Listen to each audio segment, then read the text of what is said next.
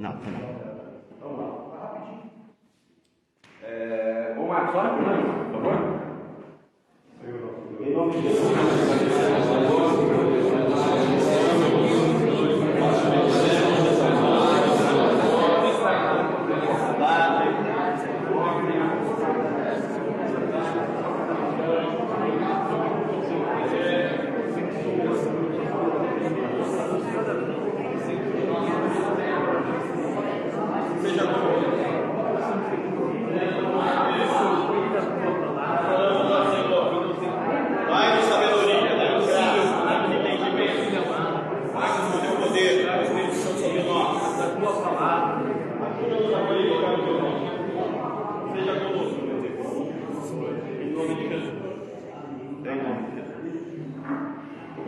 Aos irmãos que estão conosco pela internet, estamos estudando literatura poética, o livro poético.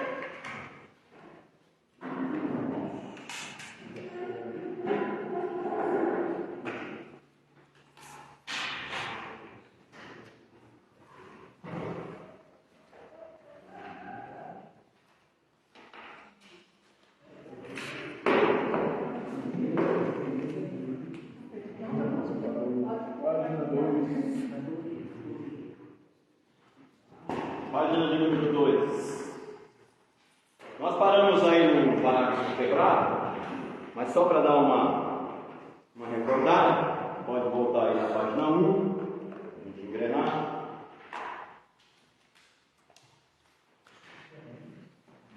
Trabalhamos a introdução à literatura poética, sapiencial. Entendemos que entender literatura poética não é uma coisa tão simples assim, principalmente porque os modelos de Bíblia que a gente tem não faz uma distinção entre a narrativa histórica e a poesia, né? Falamos sobre essa questão. As Bíblias que a gente tem não facilita muito essa questão de entendermos o texto bíblico já diretamente, entendemos a distinção do texto bíblico na escrita em si. Vamos fazer uma tabelinha aqui rápida. Nós temos, por exemplo, em toda a Bíblia, no caso, né? Em toda a Bíblia,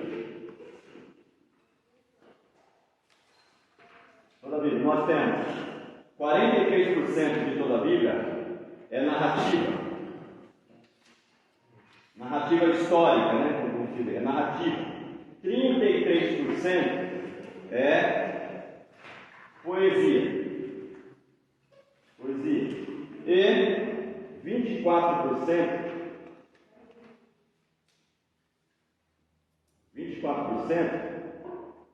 é visto como descrição histórica, mas a gente tem, no caso, parábolas, a gente tem evangelhos, a gente tem cartas, a gente tem apocalipse. Então a gente tem 24, que seria mista no caso, né? Vamos colocar assim, de certa forma mista, só para a gente distinguir. Aqui você tem 43% é narrativa histórica, mas em toda a Bíblia. Nesses 24 você também tem narrativa, por exemplo, o Evangelho. O Evangelho é narrativa, é uma biografia, né? Mas distingue da narrativa histórica como se tem no Antigo Testamento, né? Você tem 33% de poesia em toda a Bíblia e 24% coloca de maneira mista porque é misturado. Só aqui a gente já tem uma dica que facilita muito o entendimento da Bíblia que a gente está lendo. Porque quando você consegue distinguir o tipo de literatura nessas três divisões, você já tem uma informação a mais que vai facilitar a sua leitura, certo? Isso em toda a Bíblia. No Antigo Testamento, nós temos uma quantidade de poesia no Antigo Testamento que, se forem ajuntadas, dá mais do que o Novo Testamento inteirinho, como nós falamos na aula passada, certo? Então vamos lá, vamos ver se a gente consegue recordar alguma coisinha aí a mais. Falamos sobre a utilidade da poesia, né? Que às vezes ela não segue um segmento filosófico, né? Que atende à razão, porque se é poesia, não está preocupado tanto com a razão, assim, a lógica racional, né? Às vezes vai fugir um pouco, porque é cantado. Ela é bela, né? Eu falei sobre essa questão de que a poesia do Antigo Testamento é como se fosse um quadro pintado, né? Falamos sobre a questão aí de Efraim, né? Estamos aí na página 2. Efraim é um bolo não virado, Na hora, já nos vem à mente a figura de um bolo.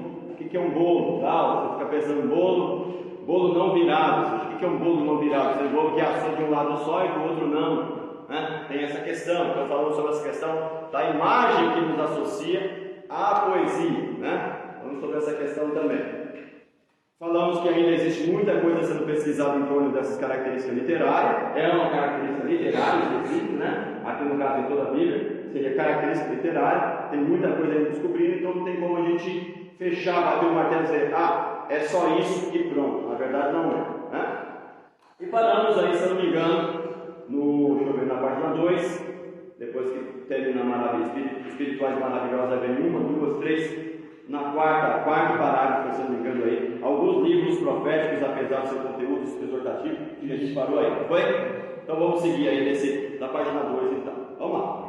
Alguns livros proféticos, apesar do seu conteúdo exortativo, são produzidos quanto à forma, grifa aí, são produzidos quanto à forma de maneira poética.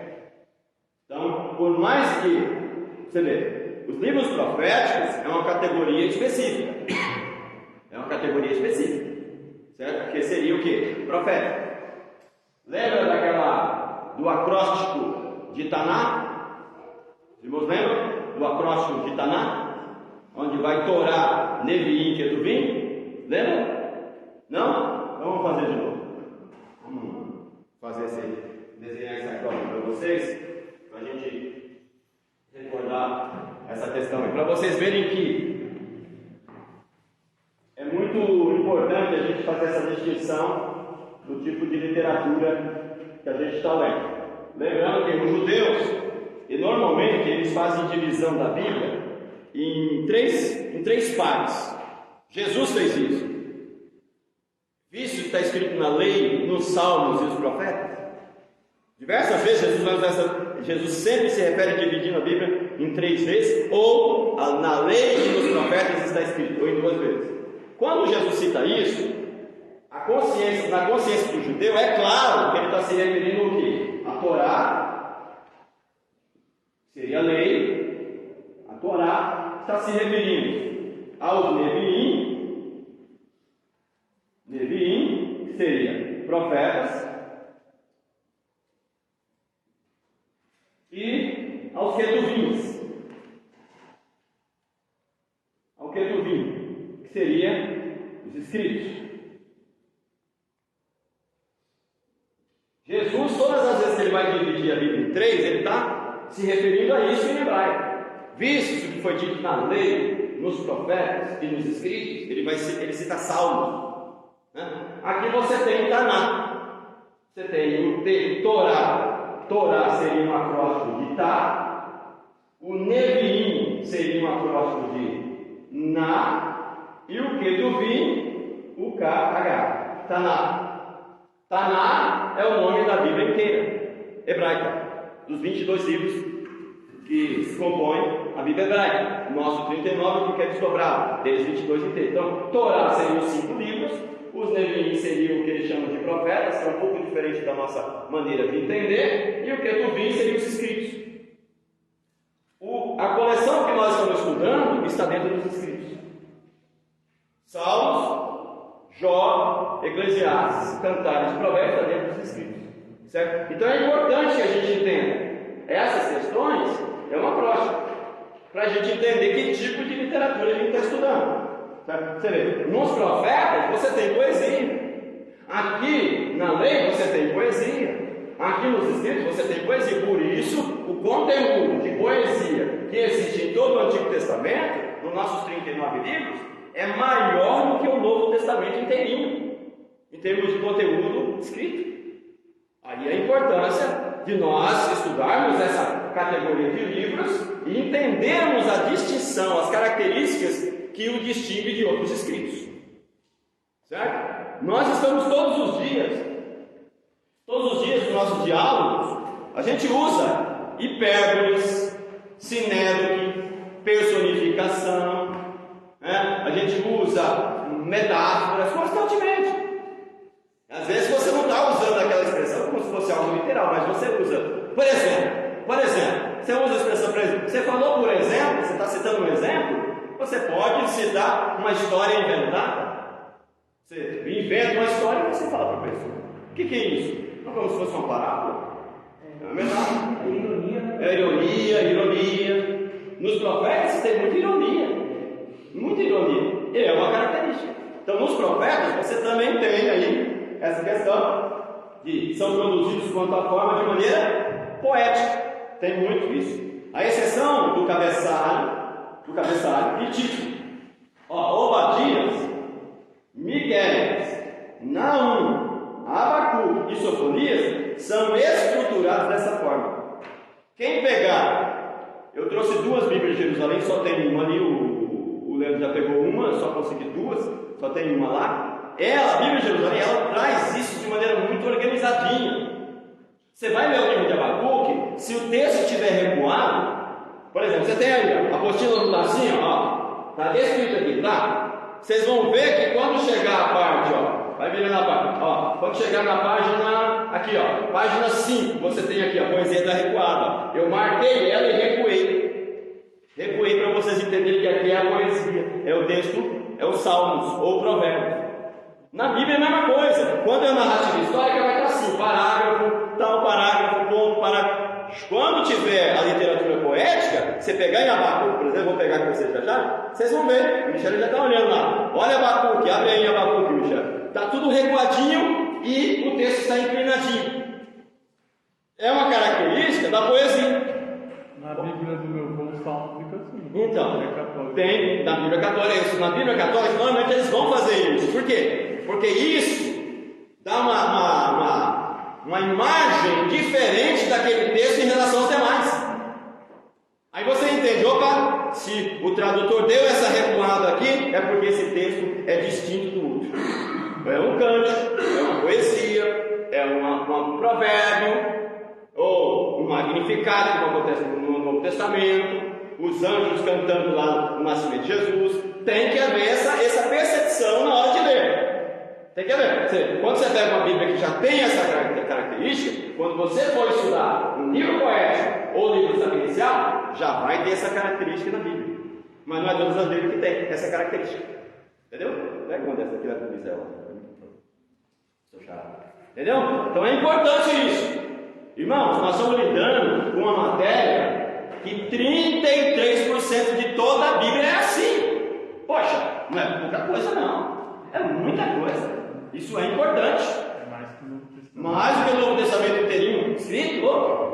Quem aqui nunca pregou em Salmo? Quem nunca pregou um provérbio? Quem nunca pregou em Jó? Você vê, em Jó a gente vai trabalhar isso, o próprio Provérbios, do capítulo 1 até o capítulo 9, você vai ver um tipo de narrativa. Do capítulo 10 até o capítulo 22 de Provérbios, você tem outro tipo de narrativa. São 2 tipos de narrativa dentro do próprio livro de Provérbios. Como que eu percebo isso? Estudando o livro com uma boa introdução. E o interessante da Bíblia de Jerusalém é que para cada livro ele faz uma introdução.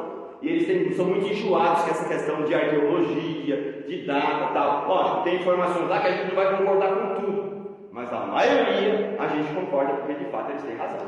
Eles estudam a Bíblia mais do que a gente. Então, tá vendo? Já vem caracterizando. É importante a gente ter essa característica. Entendeu? A gente vai falar muito sobre isso. Seguindo. Página 2. Mostra aí, Luiz, aí. Você tem apenas os livros de Ruth, Esdras, Neemias, Esther, Ageu e Malaquias não contém nenhum trecho poético. É o que tem sido dito até agora. Até surgir algum estudioso de hebraico principalmente, que veja uma característica desses livros que possam ser categorizados também como poético ou sapiencial. Tá? Mas por enquanto, esses são os livros que normalmente diz que não tem poesia. Tá? Quando eu falo poesia aqui, não é só poesia cantada, é poesia proverbial também ou sapiencial. Tá? Por isso estou usando de maneira muito generalizada. Seguindo. Apesar dos livros de sabedoria estarem na forma poética, eles são classificados de forma independente, pois os antigos hebreus consideravam o quê? Sabedoria como observações cotidianas que boas práticas para a vida. Então vamos parar aqui. Vamos entender isso. O que é cotidiano? No dia a dia. No dia a dia. Então você tem aí como observações cotidianas, ou seja, o cotidiano do povo, as falas, as conversas do dia a dia, conforme as falas, as conversas, diálogos iam acontecendo, se alguém criasse, se alguém desenvolvesse algum dito, alguma sabedoria, alguma máxima, que aquilo tivesse algo de missão para a humanidade como um todo, aquilo era registrado e virava um provérbio. Aquilo virava sabedoria. Certo? Por exemplo, aqui no Brasil, cita para mim aí um provérbio, não vem com Isaías lá, hein? Não vem com o Kung Fu lá do Isaías não. Isso assim, Kung Fu, puta cara dele. Lembra aí para mim, um provérbio aqui no Brasil que, eu criei um esses dias, não sei se ele existe, eu tenho até que pesquisar para me patentear ele, né? Mas fala aí para mim um provérbio aí que vocês conhecem aí. Eu sei um. Olha lá. Água mole em pedra dura. Tanto bate até que fura. É verdadeiro? É. A água está no líquido. Você pega uma rocha, uma cachoeira que tiver lá, pode ter certeza, onde tiver um buraco debaixo da água, foi a própria água que provocou. É uma verdade. Qual a moral desse ditado? Água mole em pedra dura, tanto bate até que fura. Qual a moral? A insistência. Ó. Tem uma verdade. Se tem uma verdade por trás do provérbio, virou sabedoria. Era assim que acontecia a sabedoria também no Antigo Testamento, no Novo Testamento. Era assim que acontecia. Alguém aqui já criou algum durante a vida? Que saiba de cabeça queira falar? Casa de ferreiro espeto de pau. Ó, isso aí já inventaram. Mas qual a moral? Qual a moral? Casa de ferreiro espeto de pau. Não se preocupa consigo mesmo. Que não se preocupa em fazer. Você vê, ele é ferreiro, mas não se preocupa em fazer o espeto para ele de ferro, usa espeto de pau. Às vezes eu me preocupo com o outro, de fazer tudo, mas quando chegar eu mesmo me preocupo comigo mesmo. Ó, casa de ferreiro, espeto de pau. Você vê, virou uma máxima, tem uma sabedoria. Alguém aqui sabe algum seu que você criou? Eu sei um chinês. Um chinês? Vai lá, ó, traz um chinês aí. Solta o seu cavalo, se ele não voltar, porque ele nunca foi seu. Olha só. Solta o seu cavalo, se ele não voltar é porque ele nunca foi seu. Qual a moral? Deixa eles falarem, vamos ver se eles estão captando. Vou fazer a interpretação já. Qual é a moral? Não entenderam? Porque é seu vai voltar. Mas por que volta? Mas tudo que é seu volta? Não, mas eu pergunto, o que é para ser seu? O cavalo, ele conhece o seu dono e conhece muito bem o caminho da casa do seu dono. Se ele fosse, ele vai voltar, ele sabe o caminho. Reconhecimento do dono, essa questão do afeto. E tem mais, né? Se o dono for bom, né? Porque se o dono for ruim, eu duvido que ele volte. Ele não vê a hora de fugir. Quem aí vocês nunca criaram isso? Nunca criaram? Eu já cuidei, cara. Assim, um provérbio? Criar um provérbio? Vocês nunca criaram um provérbio? Cavalo, citou cavalo. Solta o cavalo, o seu cavalo. Se de fato ele for seu, se ele não voltar é porque ele nunca foi seu. Você nunca foi de fato dono dele, como deveria ser. Lógico, isso depende, é uma interpretação, eu dei uma interpretação. Cada um de vocês pode dar uma interpretação, é assim que funciona, certo? Mas por exemplo, a gente tem hoje, a minha tia, ela tem, o meu tio, ele é poeta, ele é um poeta, ele escreve, tem um livro de poesia do carro, né? Por exemplo, ele fala, quem estuda vive o futuro no presente. Quem estuda vive o futuro no presente. Quem não estuda, até o seu presente é passado. Entenderam? Qual a moral? Quem não estuda está atrasado. Quem não estuda está atrasado. Ele até o presente dele é passado, já está ultrapassado. Minha tia dizia: tem coisas que para jogar no lixo precisa ser consertado. Tem coisas que até para jogar no lixo tem que consertar. Ela se referia à pessoa. Tem gente que não presta. Tanto não presta, tanto que não presta, que nem o lixo quer. Devia ser criado. Era poeta também. Os dois eram. Meu tio é compositor, minha tia também. A minha mãe escreve muito. Minha mãe é semi-analfabeta, mas ela escreve poesia, escreve louvores. Por exemplo, eu criei um com essa experiência que eu estou passando nesse período de 90 dias. Se você não me atrapalhar, você já me ajuda. Se você não me atrapalhar, você já me ajuda. Não sei se já fizeram. Correto. Vou patentear logo. Então você vê. Fala, Misael. Quem não ajuda não atrapalha. Hã? Quem não ajuda não atrapalha. Quem não ajuda não atrapalha. Então eu criei. Quem não ajuda não atrapalha. Mas eu já fiz uma nova interpretação. Se você não me atrapalhar, você já me ajuda. Já é uma boa coisa. Porque tem gente que além de não ajudar, ele atrapalha. O senhor me lembrou, comprei um material, né? Um material areia, pedra, esse negócio também. Estava colocando para dentro de casa lá. E aí estava eu e meu cunhado. E passou um monte de gente com esse que estava lá no carro lá. Aí eu estava conversando com o meu cunhado, eu falei assim, se fosse 15 anos atrás, esse aqui que demorou quase 2 horas para ocupar dentro, a gente tinha colocado em 20 minutos. Que todo mundo ajudava. Porque todo mundo ajudava. Hoje o pessoal passa de pau, passa os largos e vai embora. Aí, quando você termina, aparece um, que aí você está sentado na calçada tomando refrigerante, ele aparece. E aí, alguma coisa aí? Fala, Misael. Aconteceu isso mesmo. Fala, Misael. Eu aprendi uma vez, conversando com a pessoa, e aprendi. Eu ia aprender, ficou na memória. A pessoa passou, né? A pessoa passou e eu criei uma ideia em cima. Sim. E dizia assim que existem coisas ruins que não é bom mexer, porque pode piorar. Olha isso.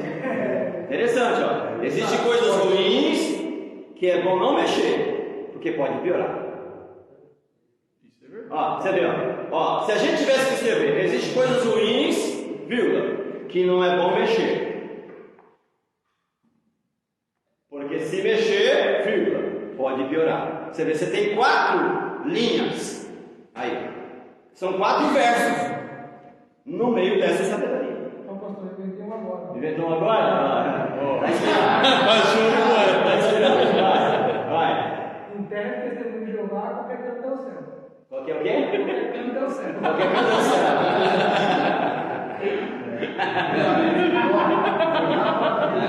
Vou até tirar o camisão para saber. Aí tá mais pra piada do que pra massa. Tá mais com Isaías. Tá mais legal do Isaías do que o Kung Fu, do Saci que luta com o Kung Fu lá. Mas vamos lá. Vocês estão entendendo, você vê? A gente brinca assim, você vê? Eu fiz de propósito esse exercício para vocês verem que é nesse ambiente que nasce a sabedoria. Agora eu pergunto para vocês: tem algum intelectual aqui? Ninguém é intelectual. Tem algum filósofo aqui? Ninguém é. A sabedoria ela nasce assim, às vezes das pessoas simples, né? Daquela experiência, do convívio cotidiano com as pessoas que estão ao seu redor. Por isso que eu fiz questão aí. Então vamos lá, continuando.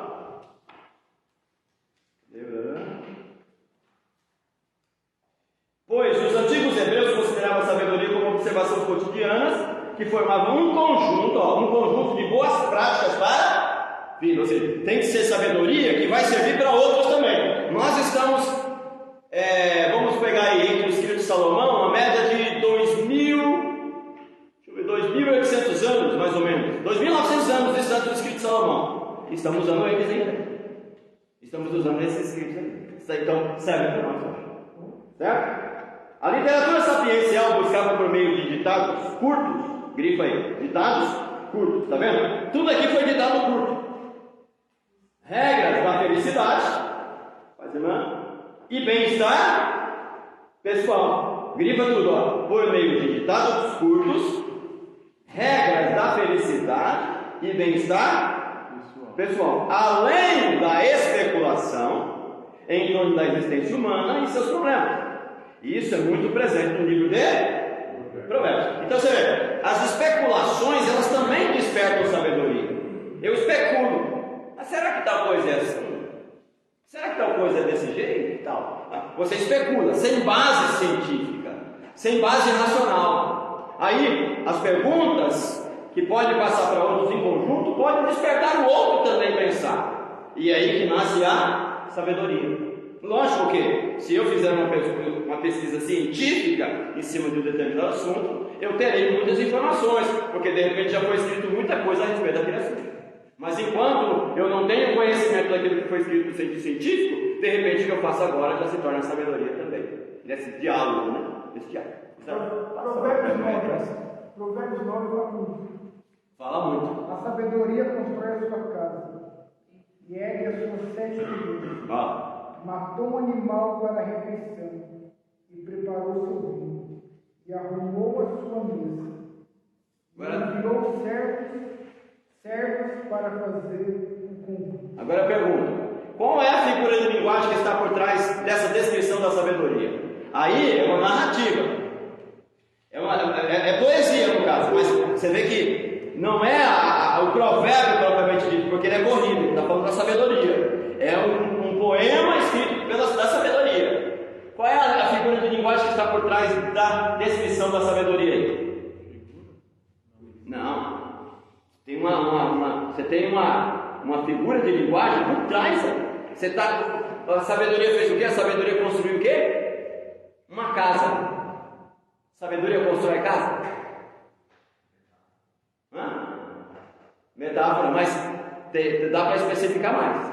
Personificação. Se chama personificação. Eu estou personificando a sabedoria. Tem uma tipologia aqui. Não é que é assim, não é tipologia. Aí não tipologiza aí não vai achar Jesus aí não. Não importa. Aí que há. Esse é o grande problema. Se eu não identifico o texto, eu tipologizo e coloco além do que ele quer dizer. É uma personificação da sabedoria. O livro de Provérbio, a palavra sabedoria, ela é a base de todo provérbio. Por quê? Existe sabedoria por trás do que está sendo escrito. Aí a gente vai chegar nele, vamos trabalhar ele. Mas você vê, existe tipologia aí? Essa sua pergunta já é a pergunta, vai dando aqui à vontade. Essa sua pergunta já é a pergunta de alguém que já ouviu alguém falar sobre a sabedoria de maneira tipológica. Já ouviu falar, e está errado. Se eu tipologizar esse texto de Hebreus 9, falando que a sabedoria representa a sabedoria aí é Jesus, ou a sabedoria aí é Deus, então Deus, ele não é todo sábio. Então Jesus não é todo sábio. Eu descrevo a sabedoria, eu personifico a sabedoria para enxergar Jesus por trás dela. Aí que está, eu tenho que entender o texto. Se eu perceber que esse texto é um texto poético, que Provérbio 9 é um texto poético, de personificação da sabedoria, eu entendo o texto.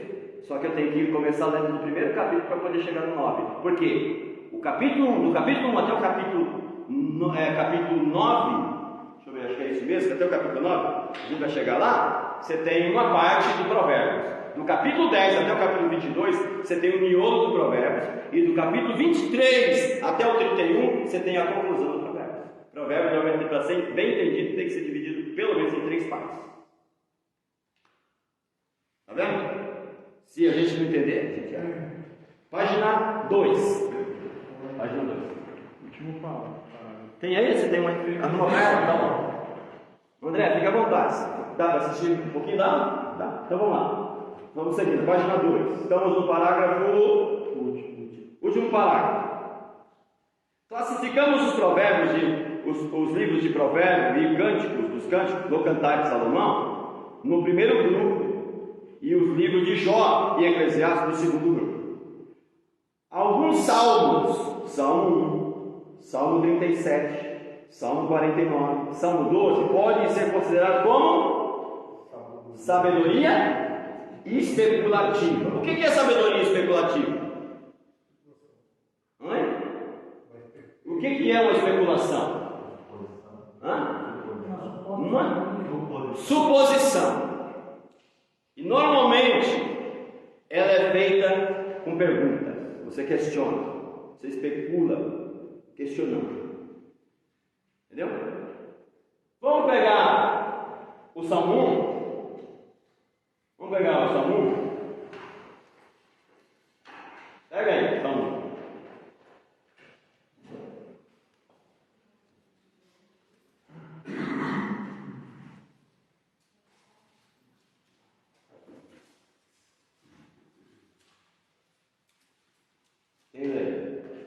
Como é feliz aquele que não segue o conselho dos ímpios? De certa forma, você vê, como é feliz aqueles que não seguem o conselho dos ímpios. Conselho. Oi? Eu não conselho. Isso, conselho. Como é feliz? Como é feliz aquele que não segue o conselho dos ímpios? Ou seja, qual é o oposto disso? Que aqueles aqueles que ouvem o conselho dos ímpios são infelizes. A palavra feliz aí, beleza, pode perguntar. A palavra feliz aí é aceitável. Mas por favor, se vocês pegarem um texto mais rígido, que ele vai dizer o quê? Bem-aventurado aquele que não anda segundo o conselho dos ímpios. Por que é melhor bem-aventurado do que felizes? Porque vai se dar bem. Vai se dar bem. Mas você vê, mas bem-aventurado é mais do que feliz. É mais do que feliz. É mais do que feliz. Então essa tradução, ela é fraca para traduzir Salmo 1. Porque bem-aventurado quer dizer felicíssimo. É um superlativo. Felicíssimo. Bem-aventurado. O aventurado, alguém aventurado já essa característica, aventurado já é possível. Agora, bem-aventurado aumenta. Então é felicíssimo. É pleno. Abençoado. Você vai ter lá no Sermão do Monte. Sermão do Monte você vai ter lá. É a mesma. Já tem lá. Passa lá com o Lucas aí. É a mesma. Entendeu? É interessante vocês notarem isso. Mas vamos lá, segue. Como é feliz aquele que não segue o conselho dos ímpios, não imita a conduta dos pecadores, nem se aceita a roda dos zombadores. É especulativo, porque ele está falando, afirmando e botando as pessoas para pensar que o contrário disso é ruim tudo. Tudo é ruim. Ele está especulando, mostrando que bem-aventurado aquele que não segue o conselho dos ímpios. O contrário você já vê na afirmação, porque quem segue não é bem-aventurado. Se é felicíssimo aquele que não segue, o que segue não será. Certo? Segue. Ao contrário, sua satisfação está na lei do Senhor, e nessa lei medita de dia e de noite. É como a árvore plantada à beira das águas correntes. Agora ele usa exemplos.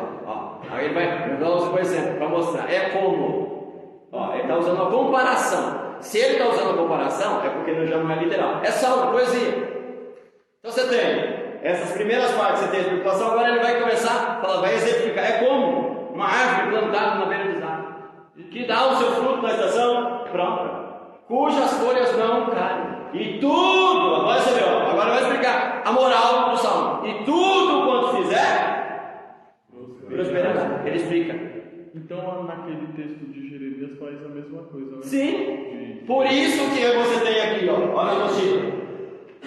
Pode ser considerado como sabedoria especulativa. Aí você tem Isaías 40, 12, 17. Você tem no versículo 21, 26. Você vê, e educacional em outros livros proféticos. Esses textos proféticos também são especulativos. É poesia em Isaías. Você tem poesia em Isaías. Você tem poesia em Amós. Por isso aqui, olha para a lousa. Torá, lei. Hebraico aqui, na Torá, lei. Hebraico, Neviim, profeta, se quiser anotar no ar. Ketuvim, escritos. Os livros que nós estamos estudando, que são 5, está dentro da categoria de escritos. Os Ketuvim, os escritos. Mas você vê, mas dentro dos profetas e dentro da lei você também tem literatura poética presente. Por isso, de novo, 33% de toda a Bíblia é literatura poética. E no Novo Testamento tem também? Tem também. É em toda a Bíblia.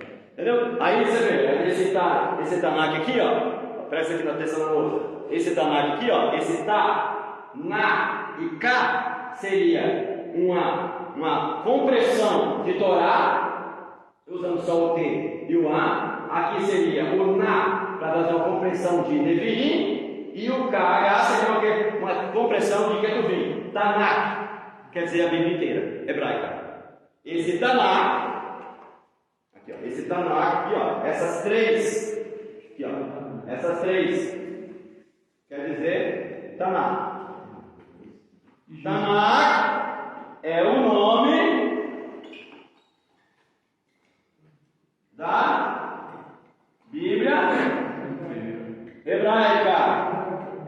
Qual parte? Antigo Testamento. Ó, só Antigo Testamento. No hebraico, a Bíblia hebraica se chama Tanakh. Primeira parte, Torá. Segunda parte, Levi. Ketuvim, a terceira parte. Certo? E Jesus citava essas repartições. Jesus citava essas repartições traduzidas. Como está escrito na lei, como está escrito nos profetas, como está escrito nos salmos. Jesus usa essa divisão falando. Certo? Mas você vê, no meio de tudo isso daqui, ó, do Antigo Testamento, isso é o Antigo Testamento. Juntando os 39 livros do Antigo Testamento que você tem na sua mão aí, somado toda a poesia do Antigo Testamento é maior do que o Novo Testamento inteirinho que você tem na Bíblia. Aí é importante a gente estudar livros poéticos sapienciais. Será que é importante? Então? Será que é importante? Diga. Do Isaías aí que o senhor comentou agora, Sim. Isaías 40, 12 e 17. A sequência 21 e 26 é do 40 também, né? Isso, é do 40 também. É que os dois, tanto Isaías, vamos pegar a Bíblia Isaías 40, 12. Vamos pegar alguns versículos. Já em Isaías você já tem as interrogações, que é mais especulativo ainda. Mais especulativo ainda. Porque ele provoca a pessoa pensar no que está sendo dito. Certo? Vamos lá, leia para mim.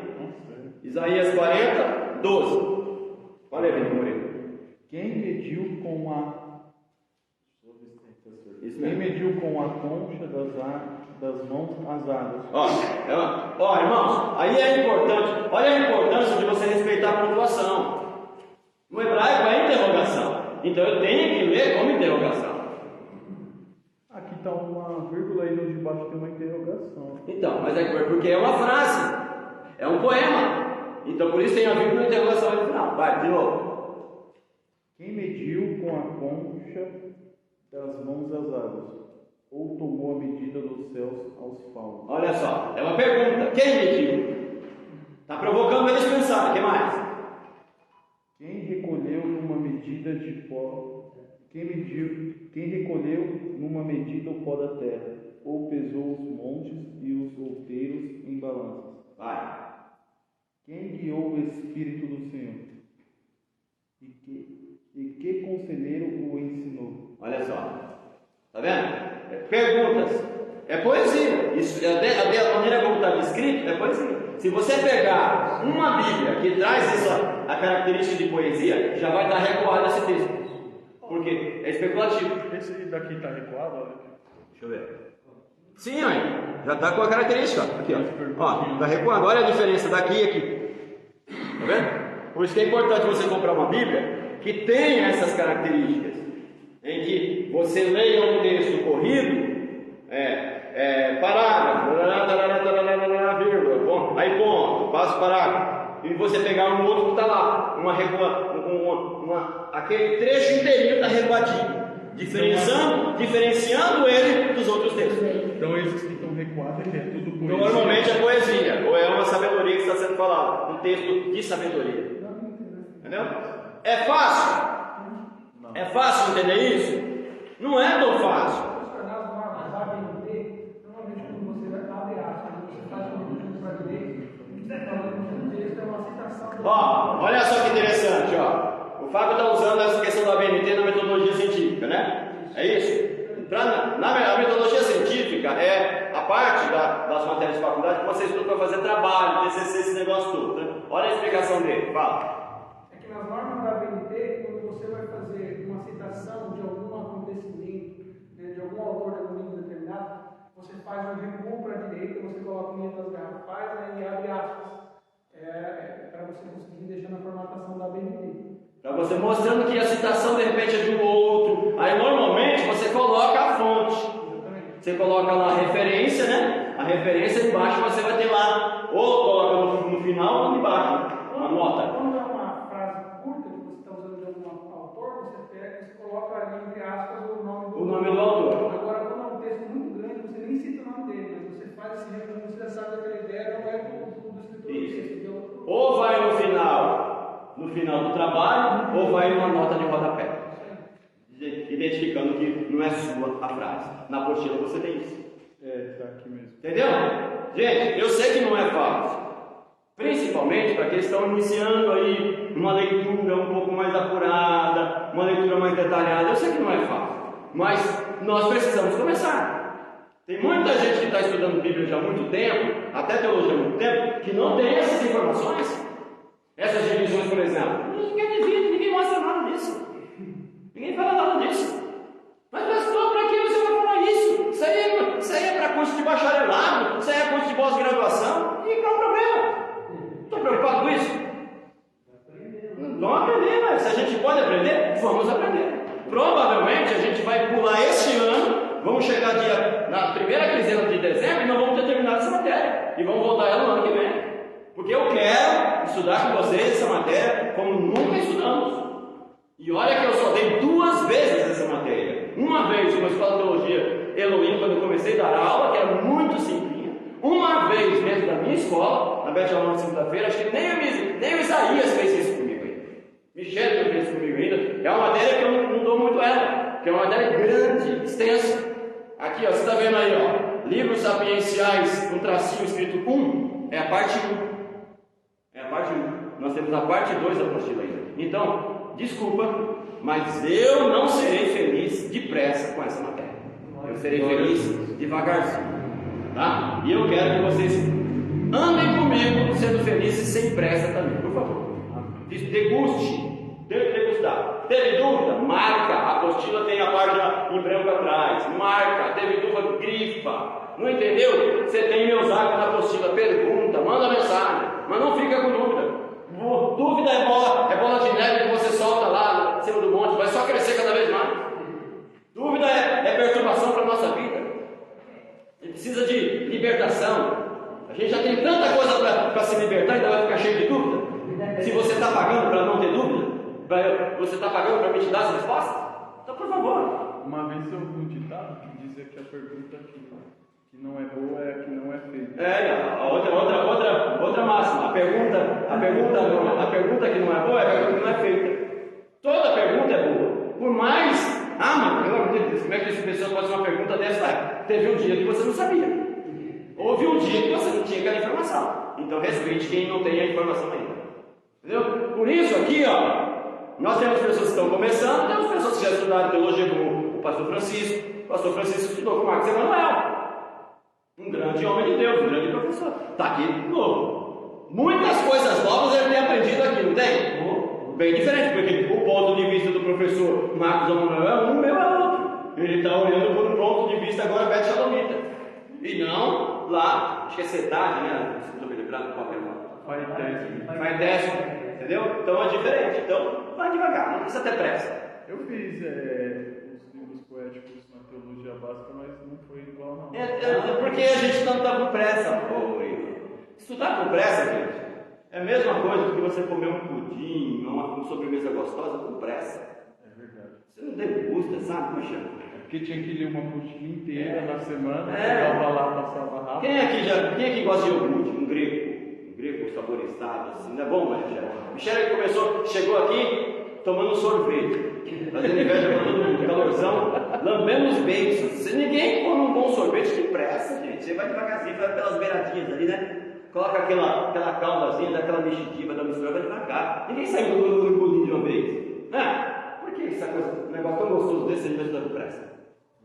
Vamos ser felizes devagarzinho, gostou? A vida é tão boa. Para quem de fato desfruta da maneira como ela tem que ser, quem vive com sabedoria, então vamos aprender. A cobertura foi boa. Oi? A cobertura estava boa. A cobertura estava boa. Vamos lá. E educacionais, ou educacional, em trechos de livros proféticos como Amós 3:10. Eu gostaria que vocês abrissem Amós 3:10. Amós 3:10. Mas não tem esse livro na Bíblia, pastor? Tem. Acha aí. Amós capítulo 3, versículo 10. Lembrando, para quem está iniciando, Salmos não tem capítulo e nem versículo. É número e versos. Certo? Versos. Provérbio também, é verso. Amós 3:10. Amós 3:10. Vai, pode ler. Lê, quem está perto? Pode ler? Pode ler. Ah, tá lendo também. Pode ler, vai lá. Porque o povo de Samaria não sabe fazer o que é reto, diz o Senhor, e entesoura nos seus palácios a violência e a devastação. Ó, isso é educacional, é advertência. Porque o povo de Samaria Não sabe fazer o que é reto. não sabe fazer o que é reto, não sabe fazer o que é justo. É importante você saber o que é Samaria, o povo de Samaria. Aqui, o povo de Samaria não é o povo de Samaria, a cidade de Samaria especificamente. Samaria virou uma capital, virou a capital do reino do norte. Então, ele está falando do povo todo do norte. É a parte descrevendo o todo. Ó, é uma figura também. É a parte descrevendo o todo. Porque o povo de Samaria não sabe fazer o que é reto. O que mais? Entesoura nos seus palácios a violência e a devastação. Isso é uma sabedoria, isso é um provérbio. Isso é um escrito de sabedoria. Aí no TDAH é bem diferente, né? Vai lá. Ela fala honestidade, o povo samaritano não sabe fazer nada de honestidade, e os seus palácios estão cheios de coisas roubadas e com violência. Lógico que a NTLH, ela é uma linguagem do povão. Na minha não cita Samaria. Você vê? Cita o quê? Fala, não, só fala, porque não sabem fazer o que é reto, diz o Senhor. Entesourado nos seus palácios a violência e a destruição. Teria que pegar o contexto do caso para saber qual que é a sua tradução, José. NA. Já especifica que é Samaria. Ele já traz a informação. Ele cita Samaria no 9 só. Vai lá. Eles não sabem como agir de Deus, coitado do Senhor. Eles se acumulam em seus palácios, eles roubaram a saqueada. Você vê? Eles. Tá vendo? Você vê, cada Bíblia. Não falou nada. Oráculo. Você vê, a palavra oráculo é mais chique, né?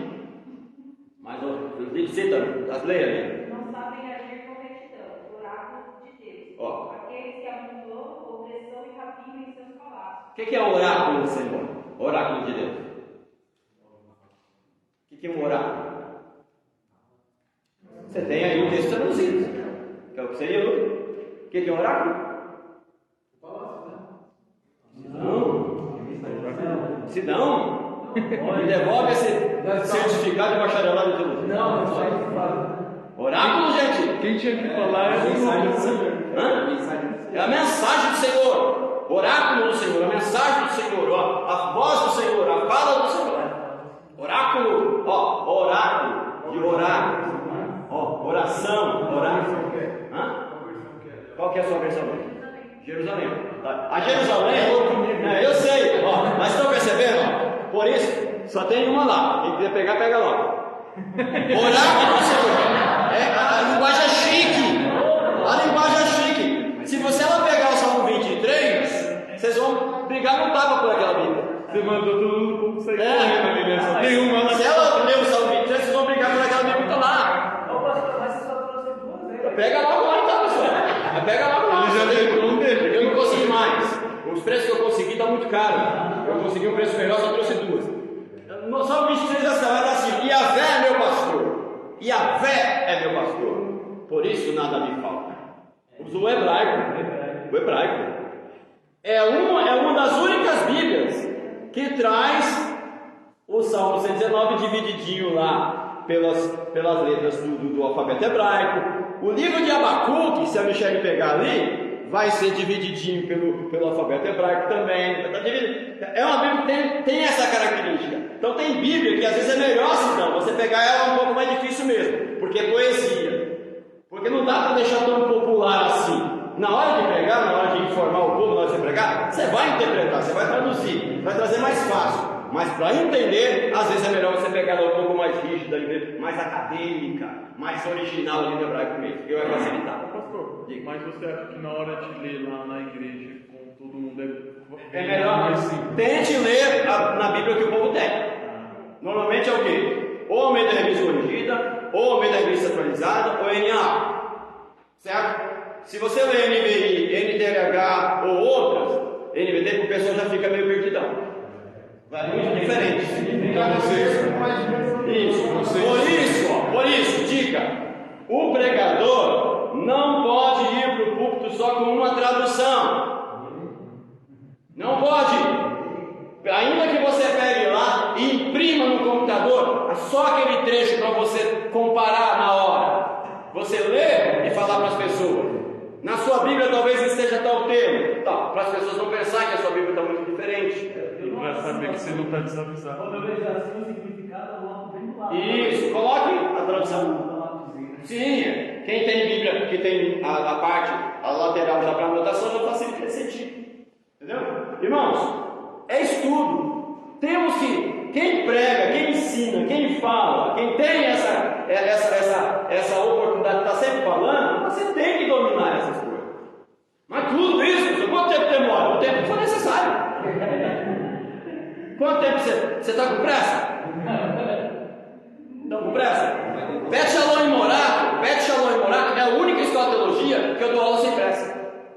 E eu já aviso logo as pessoas que vão estudar com a gente, eu já falo logo, ó, se você tiver que estudar conosco, entenda uma coisa, eu não gosto de ensinar com pressa, porque ensinar com pressa o aluno não aprende direito.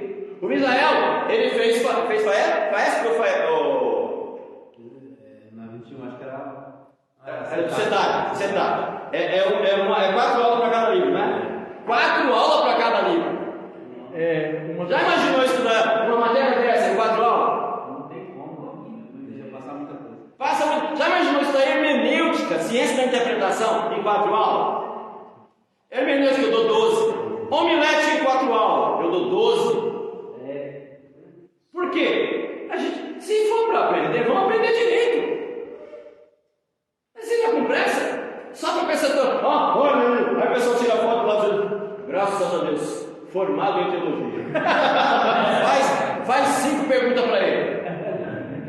Faz 5 perguntas para ele. É melhor não ter simplificado, né? Do que... Quando eu coloquei esses dias de pós-graduação, eu coloco para as pessoas saberem que a escola, nós estamos estudando, não é por vaidade. Se eu não estivesse dando aula, se eu tivesse escola, nem colocava. Não gosto muito para não transparecer que a gente está querendo aparecer.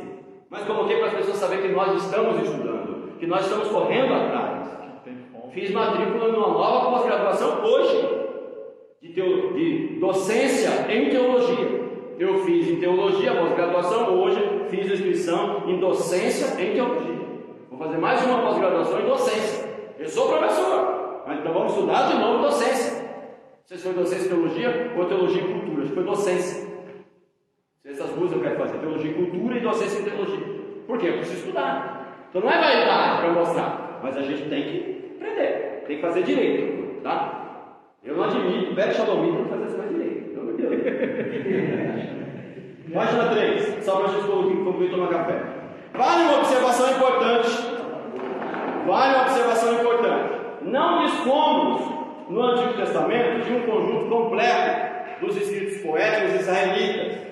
Apenas alguns poemas de significação religiosa foram incluídos nos livros sagrados. E nem todos estão no cânon. Para quem está iniciando, tem pessoas que estão iniciando, o que é cânon? O que é cânon?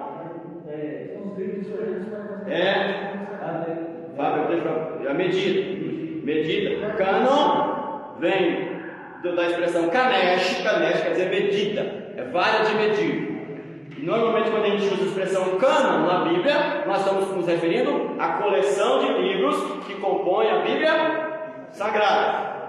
Antigo Testamento 39 livros, Novo Testamento 27 livros. Qual que é o cânon da sua Bíblia Sagrada? Você fala 66. Quantos no Antigo? 39. Quantos no Novo? 27. Por que é importante? Porque o cânon da Bíblia Católica tem quantos no Antigo Testamento? 73. Aliás, tem 46, que é 7 a mais. O nosso é 39, o deles tem 7 a mais. São 46 livros do Antigo Testamento. O nosso é 39. Então é diferente. Então é importante. O cânon, toda vez que a gente usa a expressão cânon, nós estamos nos referindo à quantidade de livros que existe na nossa Bíblia Sagrada. Tá bom? Importante. Informações básicas que tem que estar na cabeça. Tem que estar na cabeça. Você é professor, você é pregador, você fala, você ensina um pouco, você discipula, você visita.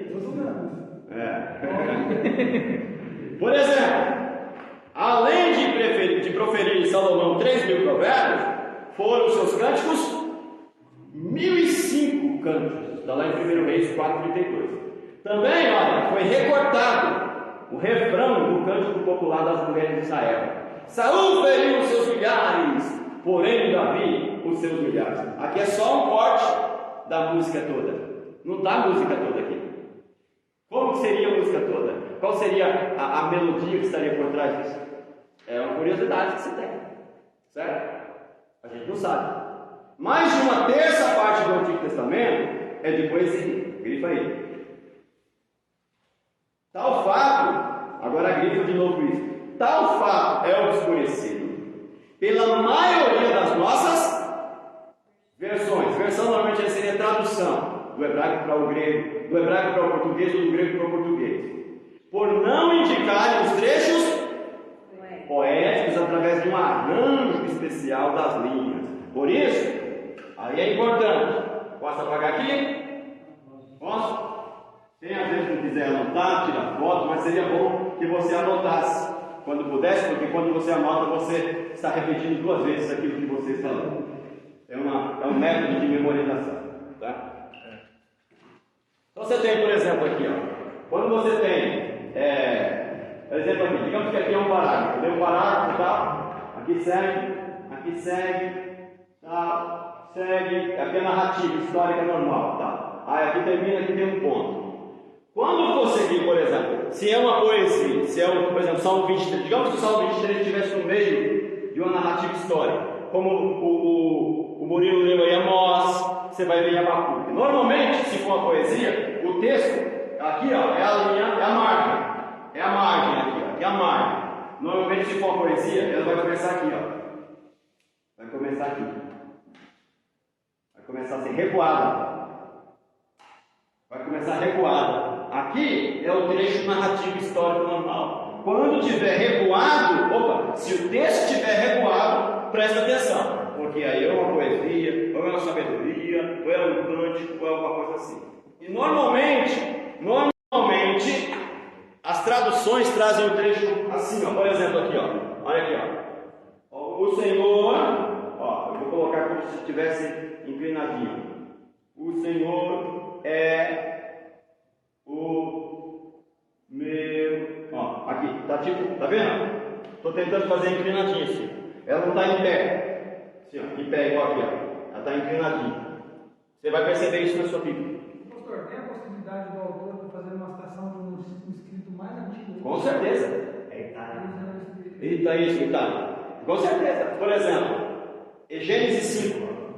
Gênesis 5 não é o escrito de Moisés. Gênesis 5 não é o escrito de Moisés. Moisés está citando um escrito de um outro livro. Vamos ver? Querem ver? Abre aí, Gênesis 5. Abre aí. Moisés está citando um livro à parte. Agora eu não sei se aí está bem observado isso. Abra na Jerusalém, Michel. Gênesis 5. Versículo 1. Este é o registro da descendência de Adão. Agora vamos pegar uma Bíblia mais rígida. Na sua, Michele. Eis o livro da descendência de Adão. Registro, você pensa que é só um registro. Quando você coloca livro, você já entende que é um livro à parte. Moisés está pegando um livro à parte e colocando parte deste livro no seu livro de Gênesis. Nesse caso, está fazendo recuo na sua Bíblia? Tem recuo? Tem alguma observação, Michel? Tem? Ou está escrito igual? É porque é uma narrativa, né? Tem um hífen? Tem. Deixa eu só ver para mim observar. Só para mim ver. Deixa eu ver aqui. Tem aqui, ó, tem um hífen. Tem um hífen na frente. Vocês vão observar que os outros não tem. Ó, tá vendo? Aqui tem um hífen na frente, tá assim, ó. Você tem um risquinho aqui, ó. Você tem um risco, aí você começa aqui, escrevendo. Esse é o livro da descendência de Adão. Ou seja, ele está fazendo isso aqui, ele fez isso para mostrar que esse registro, ou esse livro, não é de Moisés, é de outra pessoa. Porque se ele está falando, eis o livro da descendência de Adão, é um livro anterior a Moisés. Porque Adão já estava morto há muito tempo quando Moisés está registrando isso. Então, isso quer dizer o quê? Que Moisés pegou o registro de um outro livro escrito, é um livro que já estava escrito na época, sobre a descendência de Adão, pegou aquele trecho e encaixou em Gênesis para mostrar qual era a descendência de Adão, a genealogia de Adão. Ou tem outros que vai dar livro da genealogia de Adão. Talvez alguma Bíblia vai dar livro da genealogia de Adão. Aqui. Genealogia? Ah, tá vendo? Livro da genealogia de Adão. E entre os críticos isso é uma surpresa na Bíblia. Mas lógico que é. Lógico que os críticos vão fazer outras críticas diferentes, mas normalmente os teólogos que estudam tradicionalmente como a gente estuda, isso é concordante que esse registro não é de Moisés.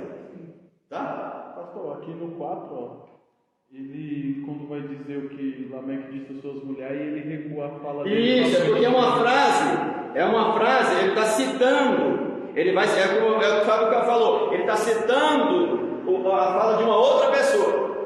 Ele está registrando a fala de Lameque. Então, se não é a fala dele, se não é a narrativa dele, então ele está citando a fala de Lameque, como se fosse daquele jeito mesmo. Ó, tá vendo?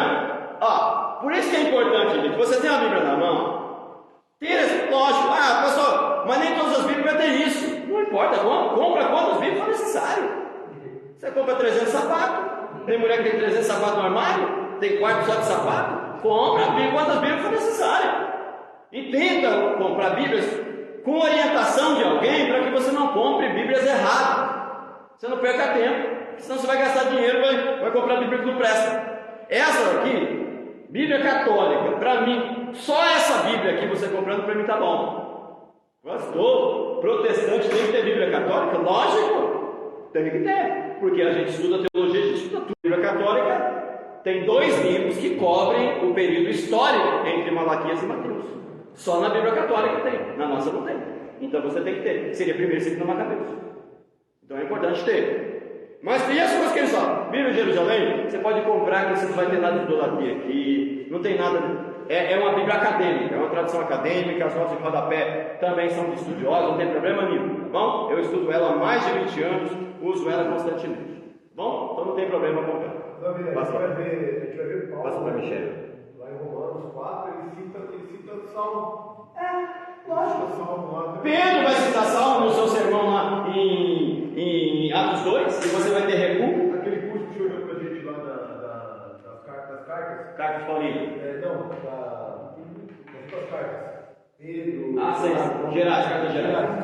Você vai ver, tem uma anotação que eu estava olhando lá, que tem 50% que Judas fala na carta de Pedro. Isso. E ele usa outros livros. Vamos lá, rapidinho. Seguindo aí. Tal fato é obscurecido pela maioria das nossas versões por não indicar os trechos poéticos através de um arranjo especial das linhas. Um leigo no assunto não dará importância para essa característica nas traduções. Um exemplo disso é a expressão selá, que aparece com mais frequência nos Salmos. Então, você vê. Abra sua Bíblia em Salmo 4, o 3 e o 5. Já vou fechar para a gente tomar café. Abra Salmo 4, 3 e 5. Mostra qual Bíblia aí que tem a palavra selá. A minha tem no 2, tem no 4. Tem? Então, qual que é a sua tradução? Não sei. Não sabe? Então olha aqui. Vem. Qual Bíblia aí? Qual Bíblia aí que não tem a palavra selá? Do lado no Salmo 4, no verso 3 e 5, do ladinho dele. O que é interlúdio? Interlúdio é o selá. É o selá. Se tiver interlúdio é o selá. Tá certinho. É isso mesmo, interlúdio. Seria a pausa na música. Pausa não. Tem uns que vai dar pausa, outro vai dar interlúdio ou vai dar selá. Qual Bíblia aí que não tem? Que alguém não tem? Olha lá. Tá vendo? Você vê. Eu já questionei esse aqui.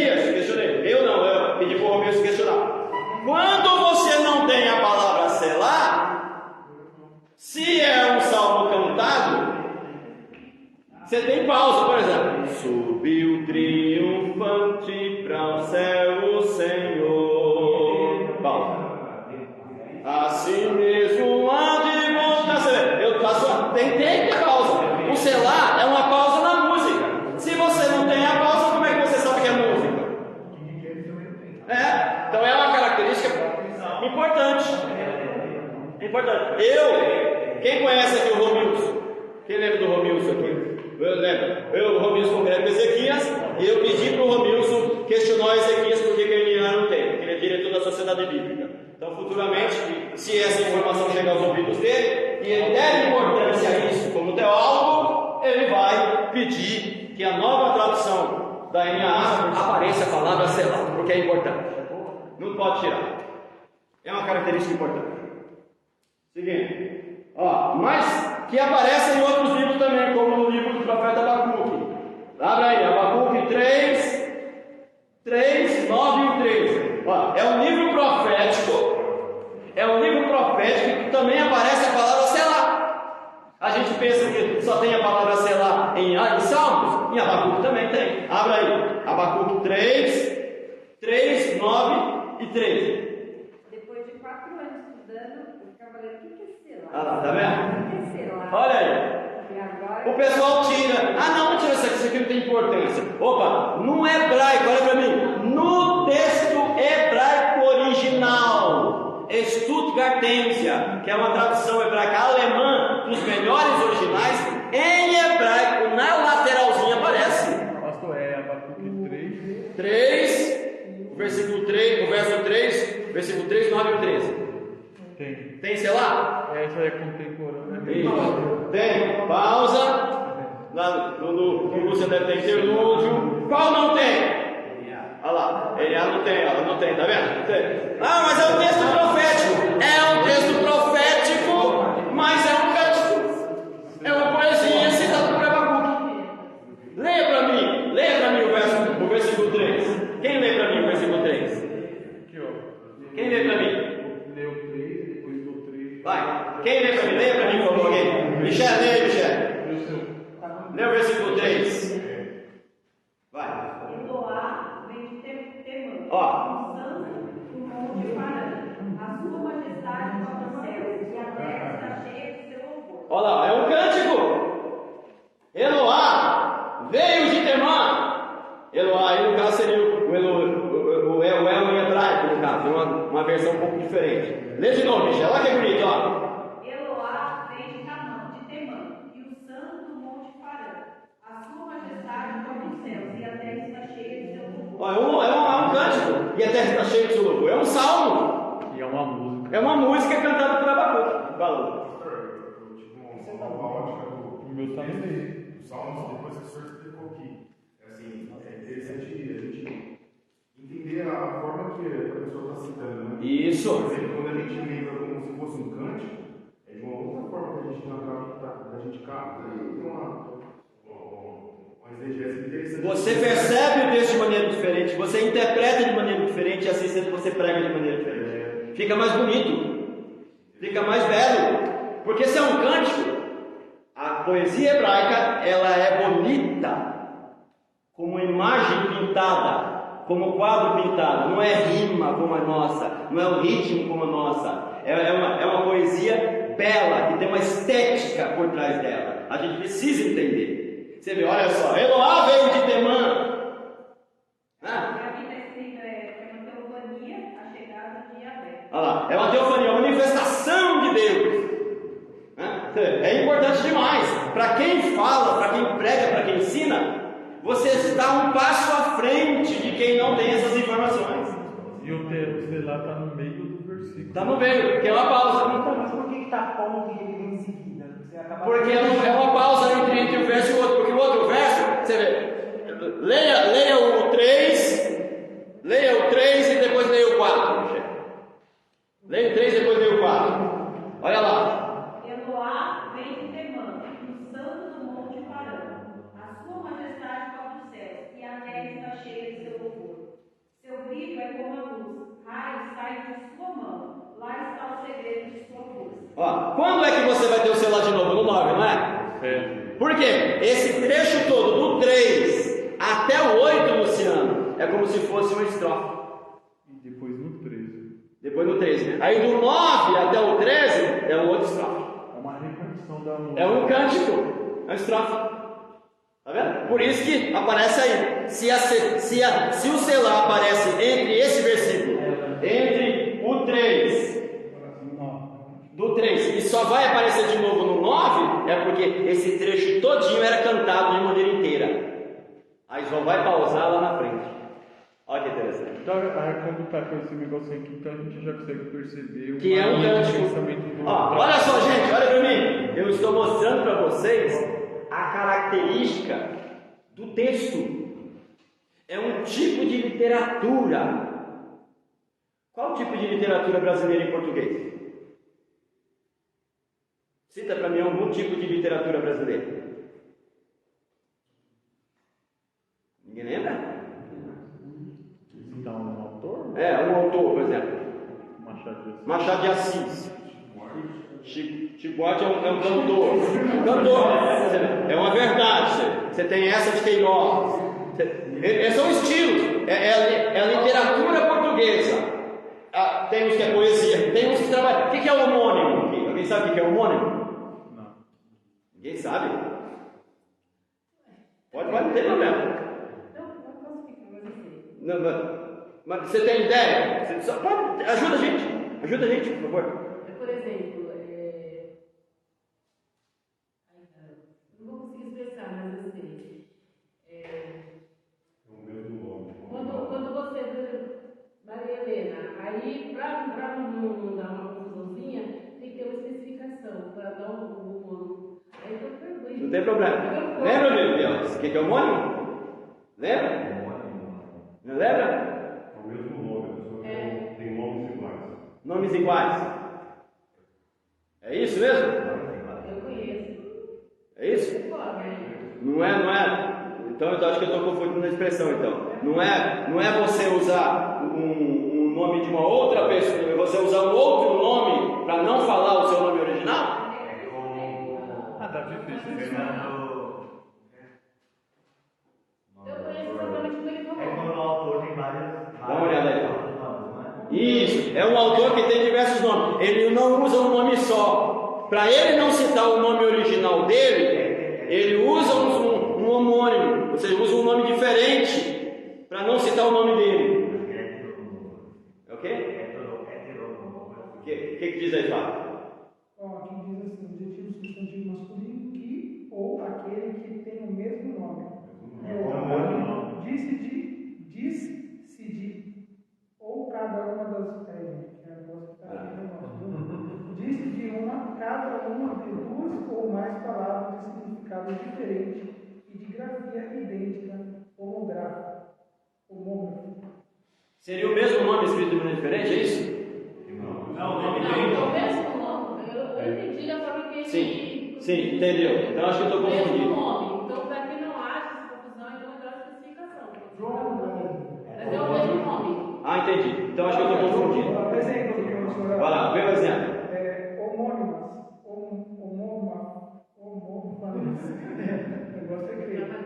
São palavras iguais na pronúncia, mas diferentes na grafia. Sim. No significado.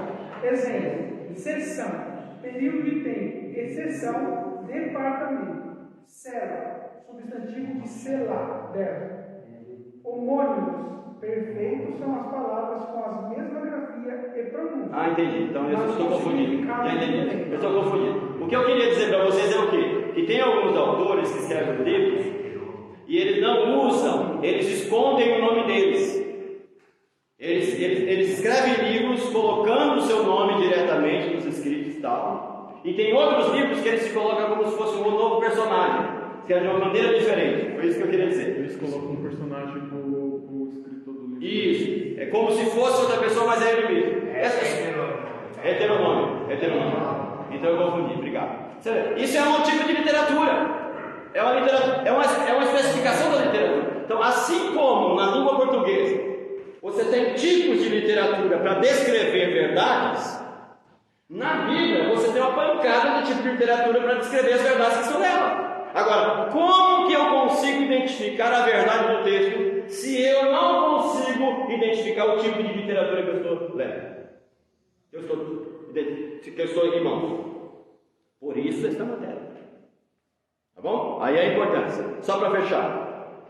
Uma boa Bíblia para uma leitura mais atenta em relação às características que estamos acentuando seria a Bíblia de Jerusalém, que eu citei, servindo como bom guia a esse respeito, além de fazer uso de materiais arqueológicos avançados, fez uso também de uma versão de acordo com os melhores textos em hebraico e grego, preservando características necessárias para o melhor entendimento da teologia de texto, dos textos. Ou seja, a Bíblia de Jerusalém hoje, para mim ainda, como a tradução católica, ela é uma das melhores que se possa imaginar em termos de tradução. E olha que eu conheço outras traduções feitas por professores que eu estudei junto com eles também. Mexida é só propaganda. A seria a Bíblia de estudo especificamente, você tem que olhar o texto traduzido. Né? Gente, vamos fazer uma pausa agora? Ó, tem alguns livros ali. Até 40% de desconto à vista ou no cartão a gente consegue, tá? Se for anotar, a gente consegue fazer um preço bom também. Aproveite. Vamos lá, vamos tomar um café. 15 minutos.